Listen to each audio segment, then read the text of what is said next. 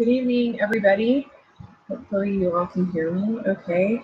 And this is Denise Rice, and this is session number 4 of 6 of the Adoptive Parent Network training on lifelong issues in adoption. And today we are covering identity.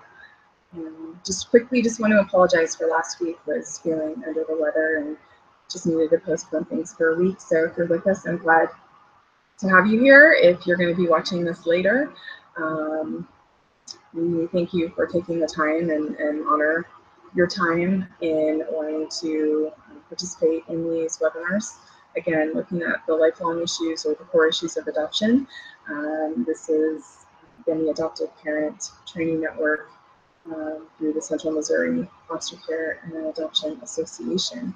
Again, I'm Denise Rice, and I'm happy to be with you again. Hope you guys are having a fantastic summer. Hope you enjoyed your July. You're a month off. You're probably getting ready to get back into the routine of school. If you have kids and adolescents who are getting back into the education routine for the year. Summer's slowly starting to wind down. But I hope this finds everybody doing well. And again, I want to thank you for joining us today. We have a short period of time. There is a ton of information with regards to identity and how it relates to adoption, and not only the original triad members, which includes the adoptee, the adoptive parent, and the birth parents. We're also going to talk a little bit about siblings and how they are impacted too. So the outline, kind of the flow for the next hour, is we're going to start with just kind of an overview on identity, and then specifically identity development as it relates to adoption. Then we're going to move into identity and self-esteem. There's a lot of studies out there that correlate the two together, so it's important that we just kind of touch on that. Then we're going to look at kind of how all members are affected in the formation and development of identity. Again, those 4 areas of the adoptee, the adoptive parent, the birth parent, and siblings. And then we're going to talk a little bit finally tonight on kind of a family response, some tips, some techniques and interventions on how to be supportive and encourage, again, to continue having conversations and to encourage and support the development of identity as a lifelong process as it relates to adoption. So that's the outline for today. And again, if anybody ever has any questions or comments, you can always reach me on my email. It's Denise Rice, one word, DENISERICE @hotmail.com. Again, that's Denise Rice @hotmail.com. There were some handouts that should have been forwarded to you all. Some were the same handouts that were dispersed on the first session, but in case some people had joined us, a couple months ago, pardon me, didn't have those materials, wanted to make sure that they went out to everybody again as reference. So with that, we're going to go ahead and get started. There's a lot of information. Try to keep it as condensed as possible. So here we go. So identity formation is a natural developmental process experienced by everybody. But for those who specifically have been touched by adoption, this process can be more complex. Thoughts and feelings around identity can become very tangible for all parties involved in adoption, not just the original triad, but also including siblings, extended family, kinship care providers, and victim care providers as well. The images, people, and events that surround this season and other times as well may trigger thoughts and feelings specifically related to one's identity. So all young people, adopted or not, have to figure out their identity. That time in our lives, specifically during adolescence, where we are trying to figure out, who am I, how do I fit into this world, who do I look like, who has similar interests and traits as me and my family of origin, It's common today for people to seek out a connection with their past through genealogy. There are several different companies now where if you're interested in looking at, my family of origin and, what part of the world did we come from, you've got things like Ancestry.com, you've got 23andMe, people who take on that task in their family of doing the research, of learning more, again, about their story, their family story, how we got to this point, who am I related to, anybody famous, anybody that I know about. We all have that internal desire to want to answer those questions. Even television recently has gotten into this particular act of like helping celebrities or people in entertainment go through searches to try to discover distant roots and try to learn more about their family of origin.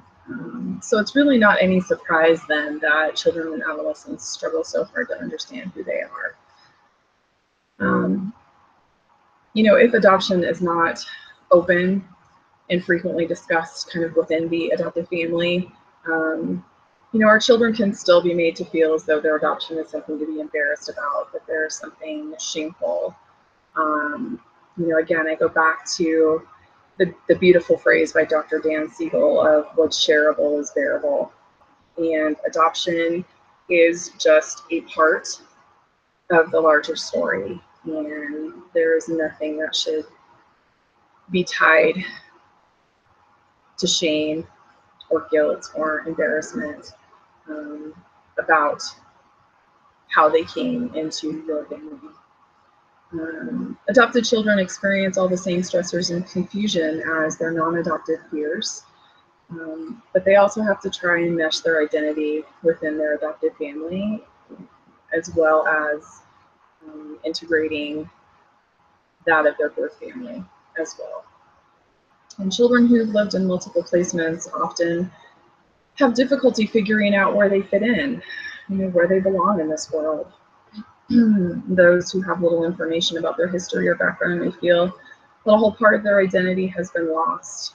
And I don't know, for you, some of us were fortunate that we grew up in families where our parents took lots of pictures and we had baby books and we have family photos over time. We have those pieces to our story. We have somebody that we can go to in person or call or now email or Facebook or whatever, that if we go, did I used to suck my thumb when I was little, or what types of things did I like to play with, or what did I like to do? Did I ever enjoy spending time by myself, or was I always around other people? Just to call and ask questions. Did I like Brussels sprouts when I was little because I can't stand them now? Does anybody else in the family have a gift for playing music because I really like playing music or drawing or whatever it is? So a lot of us have those people, or we have those memories. We have those tangible memories. We have those tangible items, those pictures, those baby books, our birth certificate, even that helps kind of fill those holes of who we are and our story and how we got here. And I would just kind of encourage you guys to take a moment at some time and really try to sit with the idea of what that would feel like, what that would be like day in and day out, not having those memories, not having those experiences, not having those people kind of at your fingertips that you can go to ask for clarification or to ask where can I get that information, or that they can't just hand it to you, or they can't just speak that gift to you and tell you. Those holes that some of us have, who don't have those answers, what that's like day in and day out of not really having a firm grasp of who am I and who do I belong to and who am I connected to? Are there like-minded people like me, people that I look like? Where's my tribe? Where's my crew? Where's my group? That I belong to, and sit with and try to. I don't even know if it's humanly possible, but just to try to develop a little bit of compassion and empathy for what that might be like for folks, you know, and then having to live with that throughout the course of your life. Sometimes not having those answers.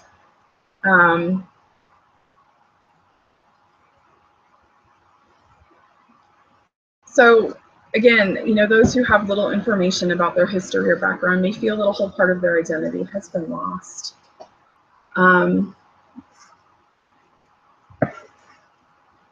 Let's see.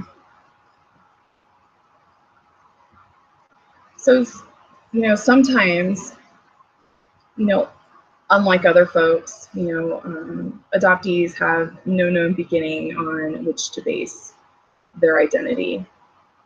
And so sometimes, you know, a lack of identity may lead adoptees, particularly during the adolescent years, to seek out ways to belong in more extreme fashion than many of their non-adoptive peers. Adolescent adoptees typically are overrepresented among those who join different subcultures, running away, you know, might become pregnant at a young age, more risky type behavior, which is developmentally typical for adolescents to increase risk-taking behavior, but it gets escalated a notch with our population as well. And kind of that increase in rejection of the family system. So adoption, make sure I have the right page. So adoption can threaten all of the parties involved with adoption. It can really threaten their sense of identity. You know, again, our adoption members are, you know, core participants, often express feelings related to confused identity and identity crises, particularly at times of unrelated losses. Again, sometimes when we have different losses and experiences that happen in our life, can kind of trickle in and impact other areas of our functioning as well. And again, how we grieve those losses, how important, not important, but how impactful are they in our lives at that time that they're happening. You know, as we get older and we, you know, progress through the typical developmental stages, those earlier losses come back. They never go away. But again, how our understanding of those, our processing ability of those, the time it takes sometimes to move through those waters changes over time and a lot of times decreases. But a lot of these components that we have already discussed, and then the two that we will discuss in the next 2 months, really are all kind of woven together. And so it's important for us to, again, acknowledge and honor all of them for what they are, and have a little bit of an understanding of kind of what that's about. And then what can I do to help support? What can I help? You know, again, I have a better understanding now. So, you know, what can I do to help support you during this process? So reinforcing a whole identity, you know, helping if you're the parent, which I'm assuming most of you are, you know, helping your son or daughter recreate their story and facing some of the difficult truths and doing that together in the context of relationship. That's really critical too. Again, our children and youth have been traumatized in the context of a relationship. What really heals trauma is relationship. So what a beautiful avenue if they're struggling, you know, with kind of putting some of the pieces together of working through this together in the context of relationship. Helps heal that trauma, strengthen that connection. It's just, it's beautiful. It's absolutely beautiful. This will not only strengthen your child's, you know, love and ability to understand that you are very compassionate and you are very understanding of what's going on for them. And it gives your child, you know, the personal fortitude to explore their past with the effort of moving forward into the present. So in a minute, we're going to kind of talk about, you know, past identity, present identity, future identity, and how they're all, you know, critical in integration of our entire identity.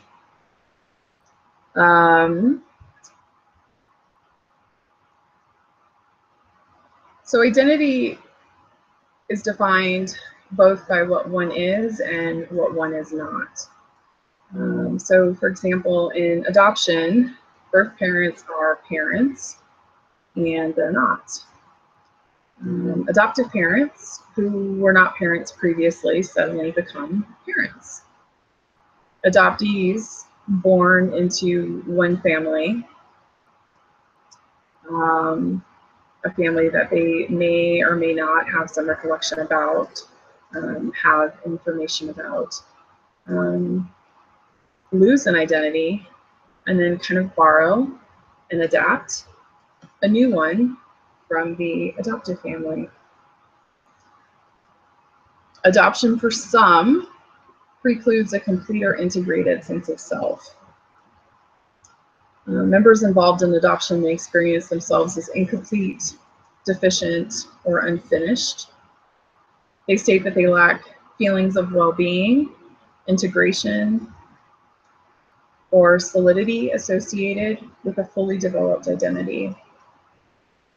So some adoptees may be lacking medical, genetic, religious, and historical information, and can be plagued by the question, who am I?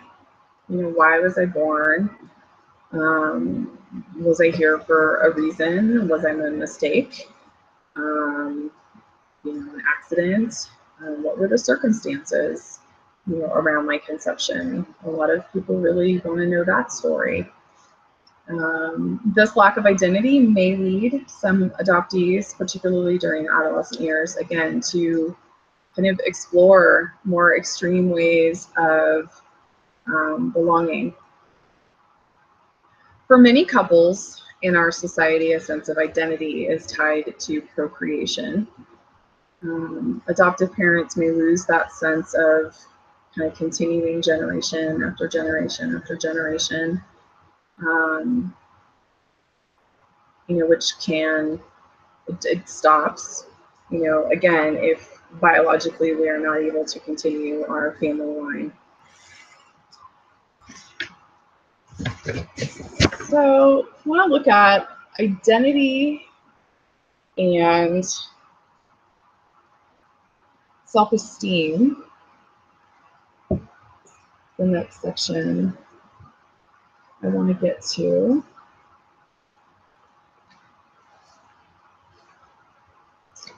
The right paper here. Okay. So when we look at identity and self-esteem. So again, typical child development, progression. Identity formation begins in childhood, takes on an increased importance and prominence during adolescence. Adoption is a significant aspect of identity for adopted persons, even when they're adults. There's really no age that we stop trying to put the pieces of the puzzle together on those critical questions, who am I, and where did I fit in, and where's my group, who's my tribe? The task of identity development may be more difficult for an adoptive person because of the additional issues related to adoption, such as what were the reasons surrounding the adoption? Have those been spoken? Do we know the reasons why there might have been an adoption plan? Or if, a child or adolescent was adopted out of the foster care system, do they know the story? How much do they know? And again, I know this all depends on developmental age, ability to kind of understand and comprehend the language that we are using to explain the story is going to change and evolve over time. But we need to get more comfortable providing more accurate information, the truth, to our children and to our adolescents. It is a part of their story. It is a part of who they are, and they have a right to know. And we also have the ability to be that connection and to be that support system, to be that regulated relationship that can help them, again, navigate those waters of coming to terms and understanding what that means for them. And I'll get into, again, when I look at the end of tonight, when we talk about some of the interventions and some of the strategies, that's where I believe a life book can be a gift to, again, providing that information, to sharing a safe space with our children and our adolescents, to navigate those waters, to talk about these pieces that a lot of times are harder for us as the adults to talk about than it is for, you know, our children to hear it and understand it and process it.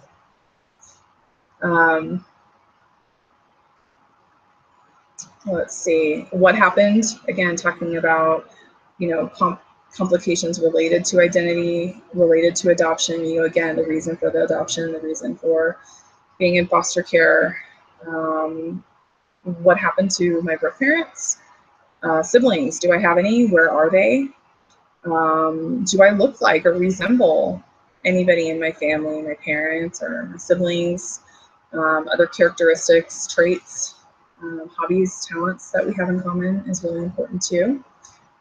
Adoption remains a critical aspect of identity throughout adulthood. So one study looked at the development of the adult adoptive identity, and that's having 5 different phases. So I'm going to go over kind of what these phases are with you. The first phase is what they're calling no awareness or denying awareness. And this is the adopted person does not overtly acknowledge that there are any adoption issues. The next one is called emerging awareness. The adoptive person views adoption as a positive influence and recognizes some issues, but he or she is not ready to explore these issues. Drowning in awareness is number 3. The adopted person has feelings of loss, anger, and sadness about the adoption. Re-emerging from awareness, the adopted person recognizes the issues related to the adoption, but also sees the positive aspects and is working towards acceptance. And then the last one is called finding peace. And this is described as the adopted person has worked through his or her issues with the adoption and is moving towards peace and acceptance. And I think that's a kind of a fantastic way to kind of look at the varying levels of awareness that an adult adoptee might move through. And these, again, are not, you know, they're not set in stone. You know, we are very fluid human beings, and we move through different stages, and we discover and we learn and we grow at different points in our life. So there might be somebody who starts off with kind of the no awareness, denying awareness, and then maybe 10 years later, because of their own life changes, or maybe they have their own children, or a medical issue comes up that prompts them to want to start to explore these components, want to know more information. It then becomes, I would say, more critical to them, but more important to them. They think there's a value in it at that point. And everybody has to come to, you know, this conclusion of how deep do I want to go, how far do I want to go on their own time and when they're ready. So with our children and our adolescents, they might start kind of poking and prodding and asking questions, and that's the starting point. And our children and our adolescents, when they're kind of poking and prodding and kind of throwing that question out at you and then looking to see what type of a response they're going to get, that's really going to set the stage for, are they going to ask you more questions? Do they feel comfortable asking you more questions? Do they feel like they're not going to be judged, or that you still have very strong feelings maybe about their birth parents that comes out, verbal or nonverbal, anytime there's a mention about their parents or their family of origin? So again, another just gentle reminder that this is a part of their story. They are going to ask you questions, and it's really important for you to do whatever work you need to do on your feelings. If you're hanging on to resentment, if you have a lot of anger, if you just really don't even want to talk about their parents or their family.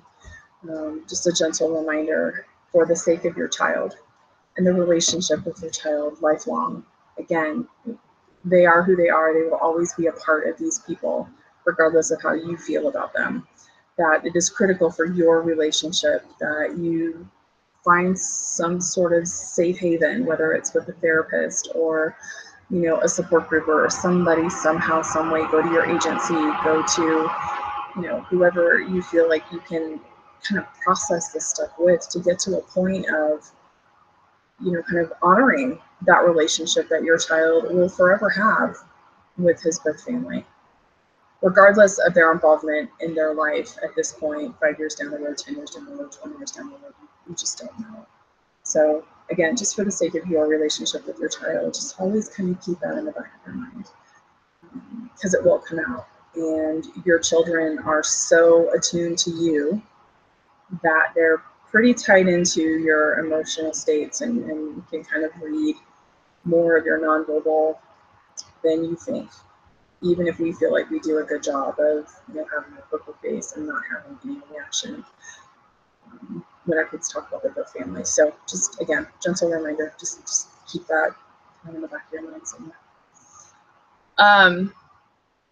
So often accompanying issues of identity are issues related to self-esteem. You know, that is how the adopted person feels about him or herself. A number of studies have found that while adopted individuals are similar to those who weren't adopted in most ways, they often score lower on measures of self-esteem and self-confidence.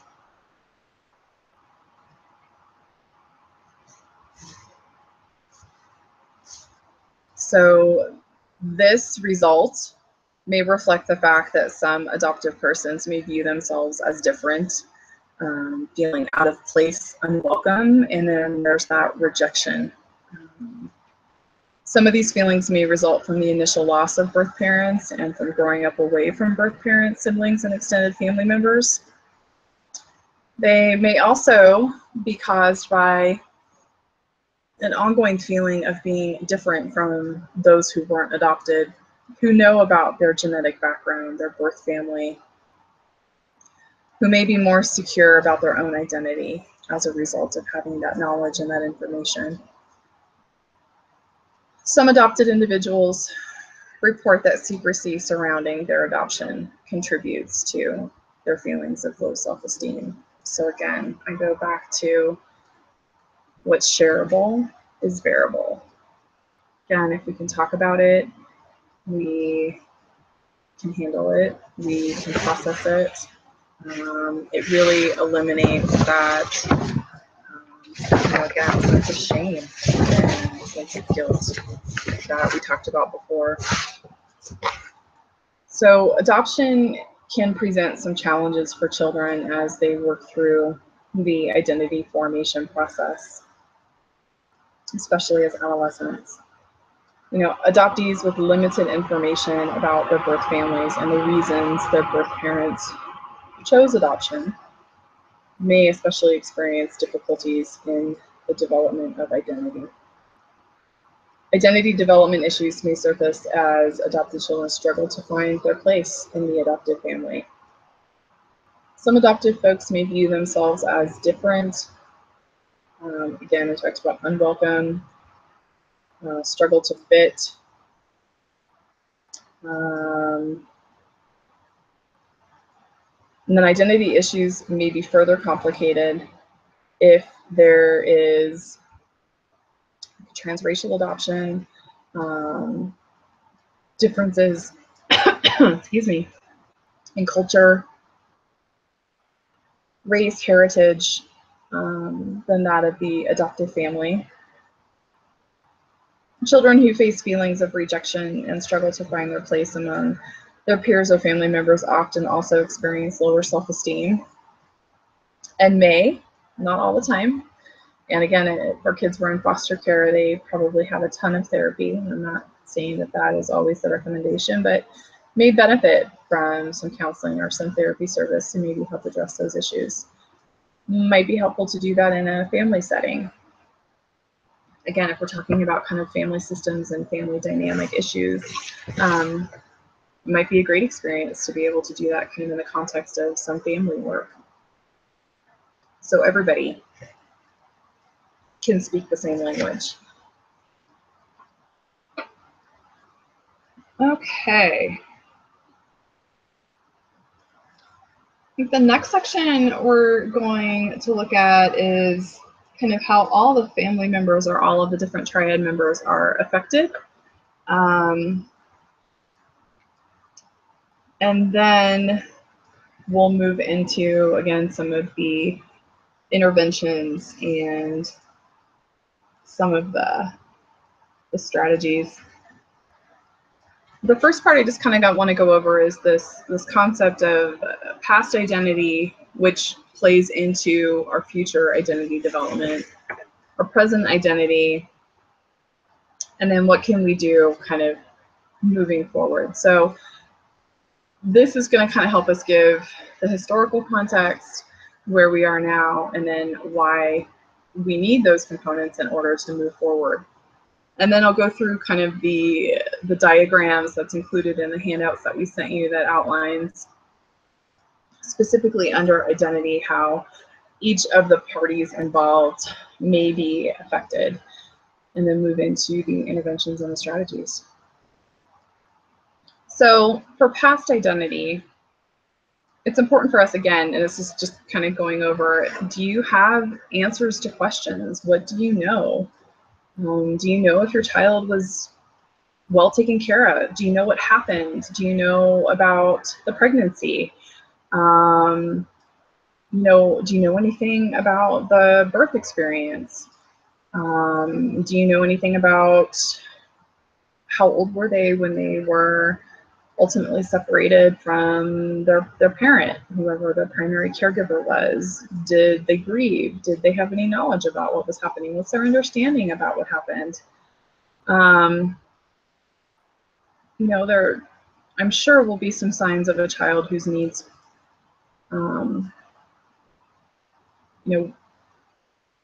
were not met in some capacity. And even having, an infant separated from their parent at birth, again, even with a very well thought out and very purposeful adoption plan, is still very traumatic for that baby. All their sense of familiarity has just gone out the window. Everything that they knew for 9 months has now changed. Again, it's a traumatic experience. It doesn't mean, though, that, again, everybody who has traumatic experiences has a very difficult time functioning later in life or has horrible outcomes later in life. That's not the case.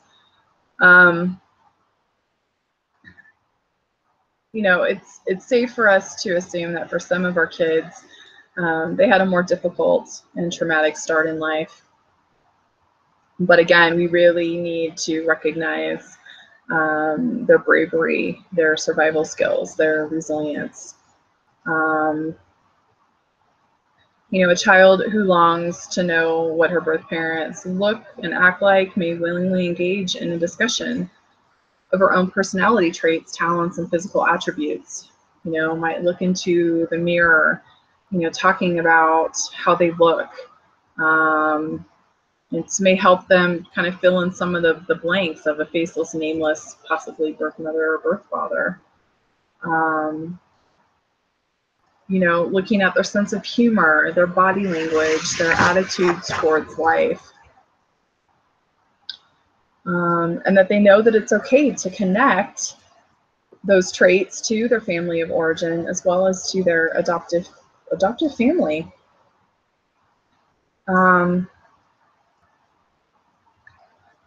Giving a child an organized, plethora of small facts will help them eventually come to grips with the larger emotional issues. Kind of filling the empty unknown with a recreated story won't make a child's pain or loss or rejection disappear, but it will give them something to hang a personal story on, provide a clearer sense of self. It might be tempting to want to give the child a firm reason for the abandonment or why they don't live with their birth family. To answer that important core issue, why, question in a way that gives closure. It makes a child feel loved and wanted.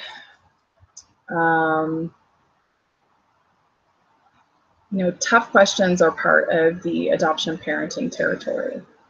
There's really no honest way to discuss your child's life story and past identity without talking about birth parent loss, maybe the conditions that led to a very happy adoption experience, and the feelings that these dichotomies can bring up.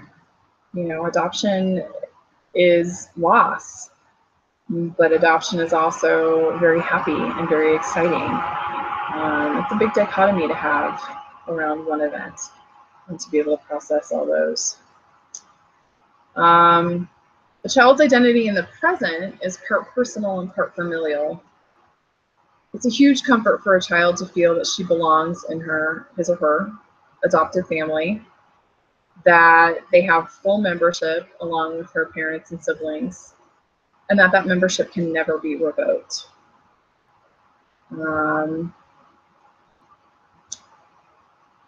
Parents can emphasize kind of that family unit by things like working and playing together. Describe the special attributes of each family member, describe family goals, talk about family unity, and draw or talk about what families do to stay close and to stay connected. Ask each member to list 3 things that make it difficult to stay close, and problem solve the difficulties as a family. Some adopted teens and adults have mentioned feeling alienated from their adoptive families. If an adoptive parent is willing to work on the attachment, the parent-child attachment, as it relates to the core issues, it makes sense that equal effort should also be made to underscore the importance of family. So with future identity, again, one suggestion is doing things like life books. Again, if you are not familiar with life books, just go online and Google life books.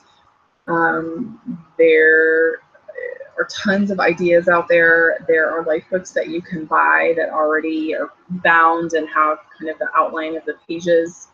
There is a website on the Iowa Foster and Adoptive Parent Association. It's IFAPA, so it's www.if as in Frank, AP as in Paul, A.org. If you click on resources, they have a full life book on their website that you can print for free. It's about 70 pages, I think, last time we checked.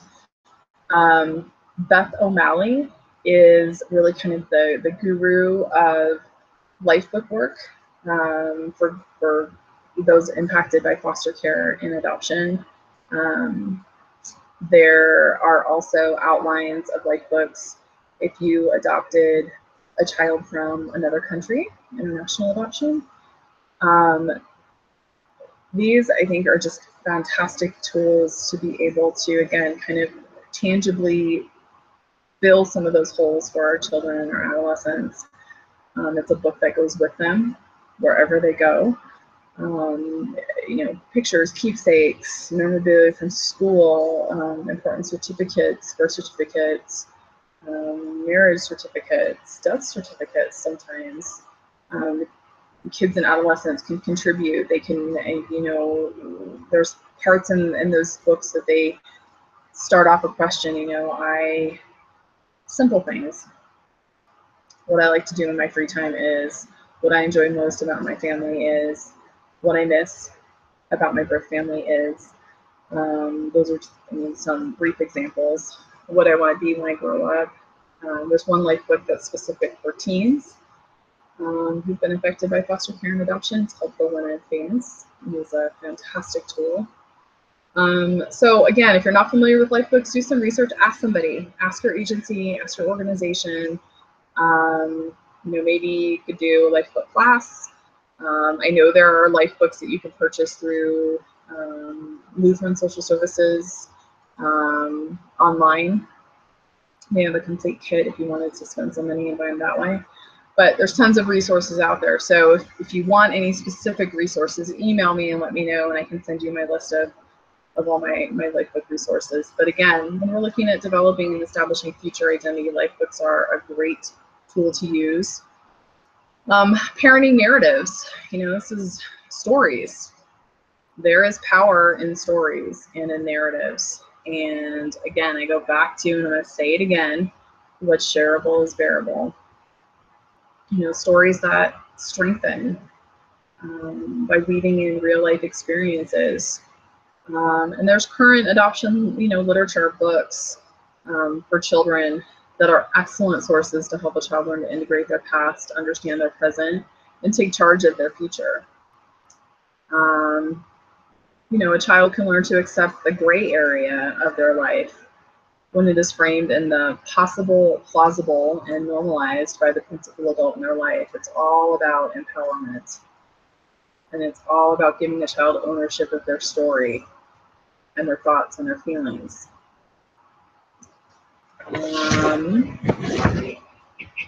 Okay, so we're going to get back to a couple other suggestions of tools and how, as a family, what can we do to respond? But I want to kind of get to the impact on the triad, the quad, if you will, with regards to identity. So some of the kind of core issues as it ties to identity are both the adoptive parents and the adoptee must incorporate being adopted into their sense of self. It is now a part of their identity, is now a part of who they are. So weaving that narrative into their story is important. Looking at the questions of who am I? Where do I come from? How does this impact on my life? Really looking at openness, honesty, communicating in a way that eliminates any capacity for shame and guilt, which we've talked about before. And sometimes we all have to learn to be comfortable with ambiguity. We're not always going to have all of the answers. We're not always going to get information to a point where we are going to feel like that's enough. There still might be some pieces missing, and that some of our ambiguity might go on for a long time. And so learning to be okay with that.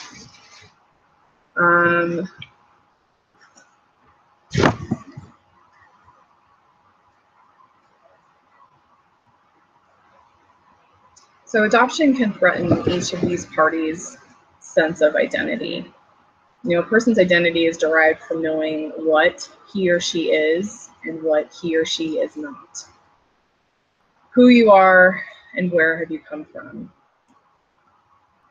Each member may experience themselves as incomplete, deficient, or possibly unfinished. And for many couples in our society, or some just individuals, identity is tied to the ability to have their own children or tied to fertility issues. So I'm going to bring that up. So for the adoptee, just want to try to consolidate because there's a lot of information out there. So some of the pieces for the adoptee related to adoption is they have more identities to process and to integrate and to understand. They might over-identify more with one particular family than the other. They might have multiple families in their life. And again, being able to navigate all of those. And the reality is they might over-identify with one more than others. Fantasizing, which may lead to being distracted in school, might lead to feelings of anger. Some adoptees might feel marginalized. I don't fit in here and I don't fit in here. I'm just kind of in limbo. Having a lack of certain identity markers. And this, again, can really complicate further stages of development, you know, as we move through those difficult adolescence, but into young adulthood, into middle adulthood, getting into your own relationships, having your own family, wanting to have more information, asking more questions. Some other areas where adoptees can be impacted by identity, the sense of, you know, losing their family of origin identity through adoption, and that word kind of borrowing the identity of the adoptive family. And sometimes, and this is based on feedback from some adoptees, they feel like they're playing a role in their adoptive family. Sliding down the chair, sorry. Lack of information about their birth families may prevent developing a secure sense of self, and negative information about their birth families can lead to a negative self-image because they are still tied to one another. Maybe just because a judge terminated parental rights, that relationship is not severed, it is still there. Adoptees who do not have a sense of belonging to their families may behave in extreme ways to, quote, belong, such as becoming those people pleasers, overachievers, finding a sense to belong, like in a gang. We talked about running away, rejecting their families, that overrepresentation in various subcultures, which we talked about before. Adoptees lacking medical, genetic, religious, and historical information are often plagued by questions such as, again, who am I? Where was I born? Was I a mistake? Was I supposed to be here? Why didn't my parents keep me? Why did they make an adoption plan? Why did I go into foster care? Do I look like anybody? You know, why couldn't I stay with them? What is that story? What is that about?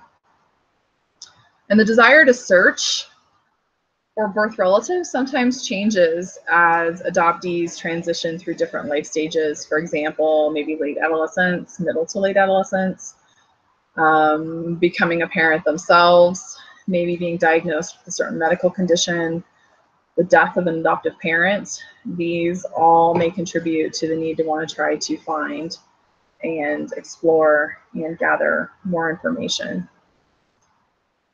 Let's talk a little bit about, for adoptive parents, about identity. This sense of confusion sometimes, and this may or may not apply for you, but I'm just going over just kind of the summary of what all the literature out there talks about. I am the parent, but I'm not really the parent.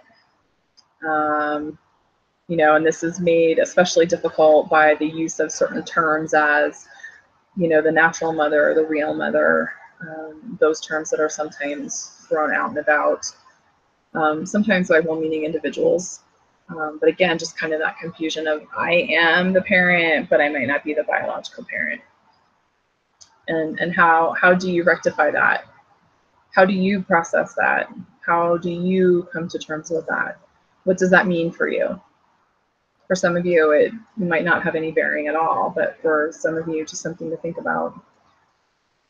If there were any issues with fertility for you before your child came into your life, the loss of fertility impacts identity because they do not have the sense of being tied again to that future generations, kind of that end of that particular family legacy.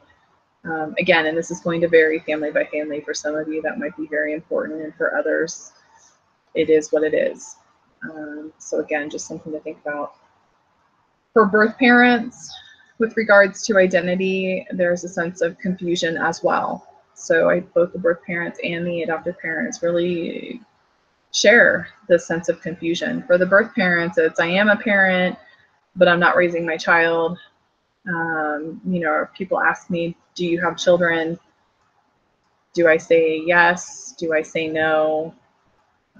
How many? How do I answer that? Is it only the ones that live with me or the ones that don't? This may diminish their sense of self and self-worth. Their identity as the child's parent can never be reclaimed. This is a permanent change in identity. May have difficulty answering again when asked how many children they have. often retain the birth child as part of their identity without telling anyone.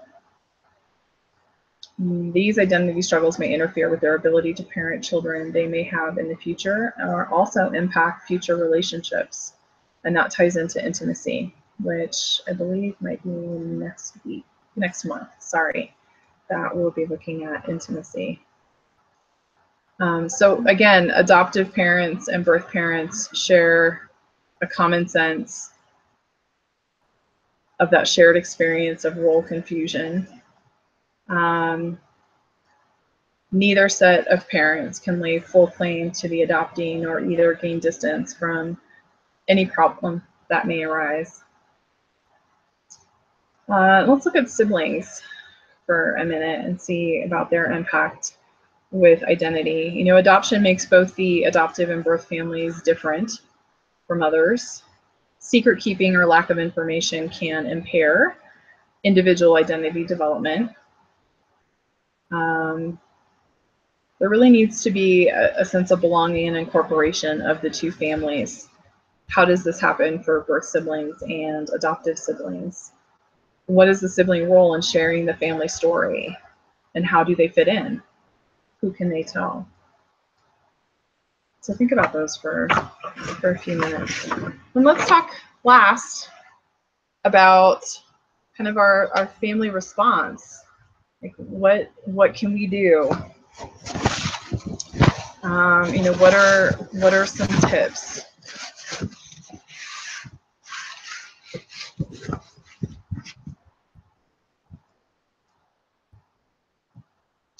So some things kind of individually, and then we'll kind of get into what the family response is. You know, just first and foremost, we have to acknowledge that this is a part of the process.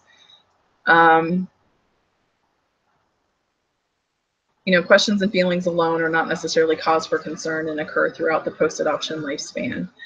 Encourage open communication. So, you know, sometimes it's easier to talk with those who have similar experiences. So I don't know if you're connected with a support group, in person, online. These can be very helpful if this might be an area of concern that's coming up for you or your child. You know, clarifying facts and background history can be especially beneficial for adoptees. Again, it might be time to have another conversation if it's been a while since you've talked about kind of their story and what do they want to know more about now? What have they been thinking about? Finding the balance and accepting all parts of identity. All or nothing thinking, labels defined by society and culture, and generally trying to fit into someone else's definition may create more stress or negatively impact self-esteem or coping strategies. So from a family response standpoint, when we're talking about identity, here's some things that might be helpful for you. And this is included in that handout that was sent to you on the family response to the lifelong issues. You know, educate your friends, family, schools, your community about appropriate adoption language. You know, talking about the terminology that we don't really say real or natural mother, say birth mother, biological mother. And then I love the comment that, you know, there is nothing fake or unnatural about adoption. Provide accurate information about the past to your child or your adolescent, but try to frame it in a positive way. This helps your child build a positive self-image without feeling linked to the negative choices of the birth parent. Find ways to honor the birth parents, who is somebody that played a critical and important role to your child. If nothing else, the birth parent made a significant contribution to the world when they created your child. Find out about the birth parent's strengths, hobbies, talents, so that you can give your child something positive about that person that will be forever tied to them. Children need memorabilia from their past. You know, make an effort, try again to obtain pictures of relatives, previous foster parents, pets, places they used to live, schools they used to go to. The life book piece, make a life book. If you haven't started one, I don't care how old your kid is, start now. It's never too late. It's too hard for children to hold on to a past that exists only in their mind. We need to give them something tangible. Support your child in learning about their culture of origin. If you haven't done this already, look for recipes, music, traditions, rituals, religious stories from the culture and incorporate them into your family when possible and where you feel is appropriate. And last but most important is to seek support for yourself. You are the primary change agent. You are the conduit to healing for your children and for your adolescents. You are critical to this entire